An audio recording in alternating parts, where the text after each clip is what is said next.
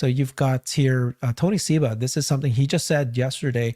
The same 2014 cost curve that predicted US dollar $11,000 US dollar 200-mile electric vehicles by 2025 also predicted $5,000 electric vehicles by 2030. It'll probably happen faster because this comes on the heels of China's BYD talking about releasing an $11,000 car already. What's your thinking about Tony Seba? It's hard to say enough positive things about Tony Seba because he has, I mean, predicting the future is impossible. Like, you're never going to get it right. But his predictions are so, like, we're talking about 70, 80% type accuracy, whereas most of the rest of the industry is lucky to get 10 or 20% accuracy on their predictions of the future. Tony Seba's core insight really is centered around two things: that technology moves in a predictable graph, and that graph is an exponential graph, not a linear graph. Almost everyone in every industry predicts almost everything on a linear basis. So we think it's going to, this year is going to be 1, the next year is going to be 2, the next year is going to be 3, the next year after that is going to be 4. And unfortunately, or I guess the reason for that is that humans understand a linear world very well. Everything, our brains kind of have evolved to operate in a world of linear relationships. Technology opens up the door to exponential curves at a rate that really hasn't been something that we've seen in the past. And that was, one of the things that Andre Mallet really pulled out in that talk that he gave at the WEF. And regardless of what you think about his political position on that, the chart that he showed was an incredible chart of just hockey stick growth. And a big part of that growth in world GDP that has almost all occurred in the last 200 years is attributable to technology. And it's just a function of the fact that the technologies that we're developing are exponential in nature, not linear. And so when everyone else is out there projecting linear trends for the adoption of technology, they're just wrong because they're not using the right formula for how this operates. And so Tony Seba has recognized these things. He's published tons of research on it. He's made tons of long-range predictions. And like I said, his predictions are almost always very close to reality, and they get the overall trend correct, even if they're off, a little bit here or there on where something lands. And so, like he said, he predicted an $11,000 vehicle in 2025 that had 200 miles of range. And this year, we'll get to it later, but BYD is releasing the Seagull for $11,500, but it has 250 miles of range. This is the year 2024, not 2025.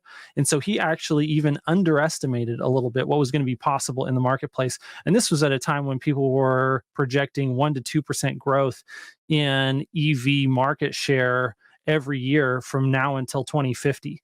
And so, their predictions were off by orders of magnitude, whereas his are actually even a little bit under optimistic.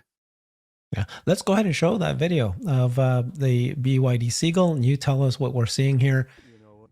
Yeah, so this is the car that really the auto industry right now is crapping the bed over, because if BYD can make this car in volume and sell it profitably at an $11,500 price point, that makes it a more affordable car than most ICE manufacturers can sell their vehicles, and it's an EV.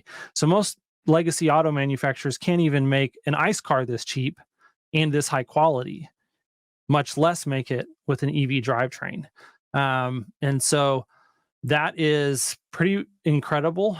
Their review here is that this car is actually a very good car. It's not, in the past, a lot of, if you think about a Toyota Corolla or like a Honda Fit or, these little economy boxes, that the entry level price point ones, they've been decontented to where there's nothing in them. They're not good vehicles. The only thing that they're good at is that they're cheap and they're cheap to operate. They're cheap to buy and they're cheap to operate. And that is a winning combination. It usually creates one of the best selling vehicles in the world if you can get that right. This car is cheap. It's even cheaper to operate, and it's higher quality from the factory as far as the user experience. It feels, more like a $15,000 or $16,000 car instead of an $11,000 car. It's not available in the United States. It's not going to be available in the United States anytime soon, and it's not even road legal. Like, it's not made to US safety standards, so it would never pass like crash safety tests to be able to be exported to the United States. But it looks like they're on a good trajectory to be able to sell this vehicle in Europe. So this is going to be sold in China, potentially has a future of being sold in Europe, and it's only a matter of time before Chinese manufacturers are trying to enter the US market with something relatively similar to this. And it just spells imminent death. Like, this is the Japanese Invasion 2.0 textbook for the US auto industry. And the only company that looks set up to be able to withstand that in the future is Tesla right now here in the United States. And here's a couple of reasons, right? So obviously, Tony Seba predicted falling battery prices. We're going to show you that both CATL and BYD is releasing 50% cheaper batteries now, this year, 2024. You see BYD coming out that. You've heard about Tesla's compact car. But Tesla's also doing things where they're not only talking about the battery prices, which alone can deliver these lower prices. It's all about the automation of the factories. So before we get there, let's report on this news here that Giga Mexico announced, or the governor of Nuevo Leon announced that the Giga Mexico's construction is going to begin on March 3rd. That's basically next week. It's finalized. It's approved. They're launching Giga Mexico. Did you have any thoughts on this? This is incredible news. We've been waiting for this. We know that Tesla really pulled forward their plans to manufacture the next generation vehicle in Austin and kind of in replacement of Mexico. And it's been really hard to tell, like, what is the progress of that program right now. So to see this is an external sign that, hey, they're ready to manufacture or to begin building the site in Giga Mexico. And we know that originally Tom Zhu's optimistic plan was that they would be able to begin producing the first vehicles in that factory within a year of breaking ground. And so we'll see if that continues to be the case. I don't know if they'll have quite as much of a sense of urgency to accomplish that in Mexico, since they will be producing it in Austin. But if they've been making progress in Austin, we should at least think that we're going to have the first next generation vehicles coming out of Austin within a year of breaking ground in Mexico, which, potentially puts us in Q1 of 2025, having the first next generation vehicles be delivered. Now, I don't expect to hear anything externally from Tesla on this. They're going to try and be very hush-hush about what that rollout is going to look like. And they could potentially even try and build up a significant amount of inventory before they begin selling these to the public. So it could, push that out a little bit. But what this is telling me is that 2025 should be a year where we see meaningful production of the next generation vehicle platform, and that we will be in volume production of next generation vehicle platform in 2026. Yeah, I think it's a big deal, right? Because Giga Mexico, this is compact car. And compact car can't just be produced by one factory. It's got to go and scale as fast as possible. So Giga Mexico, and eventually we'll hear, other factories building it too, but they need to build it in scale. So Giga Mexico started. Here's another drop that Tesla just did where they talked about their factories. So they were just, showcasing the Tesla manufacturing is building a machine that builds a machine. And this is something that people can't forget. The Tesla's focus is on automation and making sure that they can be so efficient that, in fact, their product, right? The factory is the product. They keep talking about it, that if they can make the factory efficient, then they'll be able to make cheaper, more efficient, more higher quality cars. Let's watch this minute video that they released and take a look at it. 7 factories. You got Fremont,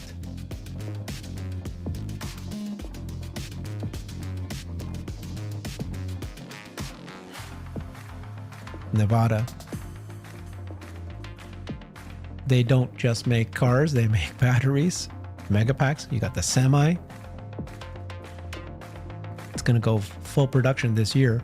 New York makes the superchargers, solar roof. Shanghai, darling of Tesla, just fully automated, produces cars in 30 something seconds. One, not, you know, like releases and delivers a car every 30 seconds. Europe.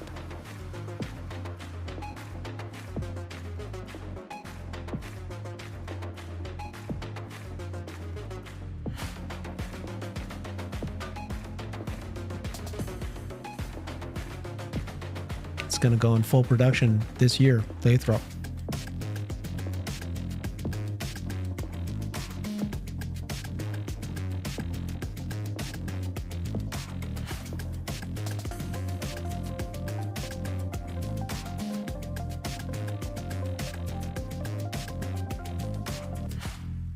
Yeah, and that video doesn't even show Giga Mexico, and it doesn't even show the Giga Shanghai Megapack factory, which is already approved and it's already launched. Yep.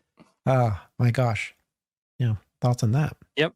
You know, just that one little short minute, or that short little 1 minute video is a great reminder of just like how hard of problems Tesla tackles and continues to execute on solving them, even if they're a little bit late, sometimes just over and over and over again. And when they do, they change the industry, and they redefine the expectations of what is possible in a vehicle.